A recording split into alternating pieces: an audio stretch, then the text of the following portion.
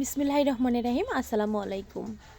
তো আরেকটা নতুন ভিডিওতে তোমাদের অনেক অনেক ভালোবাসা জানায় শুরু করলাম। তো দেখো আজকে কাজ করতেছি সেই একই কাজ, ঘরের কাজ। আর আমার তো অনেকগুলো ঘর, অনেকগুলো বেডরুম, অনেকগুলো জিনিসপত্র, তো অনেক বেশি বেশি। আবার তোমরা ভাইবো না যে নিজের গর্ব নিজে করতেছি, প্লিজ এরকমভাবে কেউ নিও না।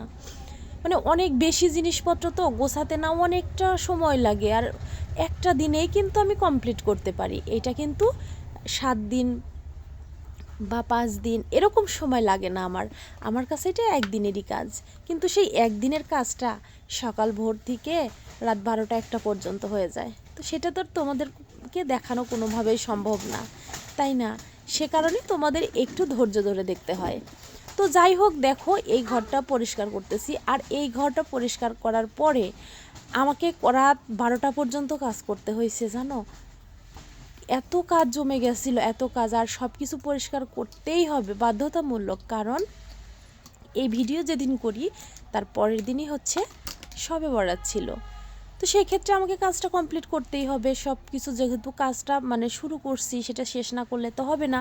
যদি শুরু না করতাম, এলোমেলো না করতাম, সেটা আলাদা জিনিস ছিল। এরকম কিন্তু কোনো নিয়ম, বাধা ধরা নিয়ম নাই যে আমাকে এগুলো কাজ করতেই হবে, এগুলো কাজ না করলে শবে বরাত হবে না, এরকম বাধা ধরা কোনো নিয়ম নাই। কিন্তু ওই যে এলোমেলো করেই ফেলছি, করতেই হবে, সে কারণে বাধ্যতামূলক যে আমাকে আজকে রাত্রে শেষ করতেই হবে। কেননা অনেক জিনিস, জানো, অনেক জিনিস এলোমেলো করে ফেলছি। আর এই ঘরের এই সোফাটা এখানে রাখছি, আগের কোনো ভিডিওতে তোমাদের বলছিলাম কি না আমার না মনে নাই, সে কারণে একটু তোমরা দেখে নাও। এই ঘরের আনার একটাই উদ্দেশ্য, কেউ আসলে না এই ঘরটাতেই বেশি বসে, আর ওই বিছানার উপরে বসে আমার না একদমই ভালো লাগে না, কেমন যেন একটা লটাপটি অবস্থা লাগে বিছানার উপর বাইরের লোক বসলে।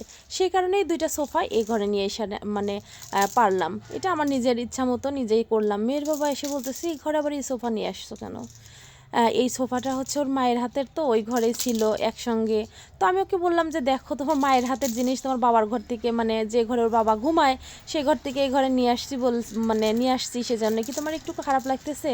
খারাপ লাগাবো না, একদমই না। কেননা তুমি যখন সোফা বানাবে নিজে, তখন আবার এই 2টা তোমার বাবার রুমে রেখে দিব।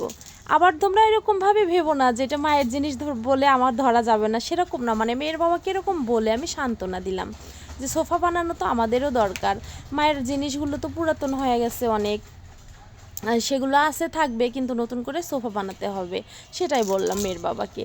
তো যাই হোক, মেয়ের বাবা একটু হাসলো শুনে যে তোমার যে কখন কি মনে হয়, কেন বা আমি মন খারাপ মানে চুপচাপ ছিলাম, আর সে কারণে তোমার আবার আর একটা বায়না হয়ে গেল যে সোফা বানাতে হবে। তো বললাম এটাই হয় মেয়েদের, একটা হইলে আর একটা বায়না নিয়ে বসে থাকে। তো যাই হোক, দেখো সমস্ত কিছু পরিষ্কার পরিচ্ছন্ন করে ফেলছি। ফ্রিজটা কিন্তু এখনও ক্লিন করা হয় নাই, ভিতরটা উপরটা করে নিয়েছি, ভিতরটা করব, আজকেই করব, জানো তো। কেননা রান্নাবাড়ি করে তো ওর মধ্যে রাখতে হবে, সেখানেও পরিষ্কার না করলে তো চলবে না, এ কারণেই। আর আমার বিছানা পরিষ্কার করার পরে দেখো আমার কলিজার টুকরাটা ওখানে গড়াগড়ি খাচ্ছে। এটাই হয় বাচ্চা কাচ্চা থাকলে, কিসের বিছানা পরিষ্কার আর কিসের সৌন্দর্য। আর দেখো এই সাইডগুলোতে এরকমভাবে তোমার 4 থাকের উপর গোছাইছি, ড্রেসিং টেবিল বসিয়েছি, তারপরে তোমার ওয়ার্ডরোবের উপরে টিভি রেখে এটা এখানে রাখলাম, আর একটা ছোট্ট মোট্ট আলমারি আছে প্লাস্টিকের, এটাও পাশে রেখে দিছি। আর এই যে মামপটগুলো, বিস্কুটের কৌটাগুলো, তারপরে তোমার কি বলে পানি গরম রাখার জন্য, ওটার নাম কি, ফ্লাক্স, ওইটা ওইখানে রাখছি। তো যাই হোক, একটু তোমাদের সামনে এসে বসলাম, অনেকক্ষণই বসা হয় না, আর এই আমার লাস্ট বসা কিন্তু।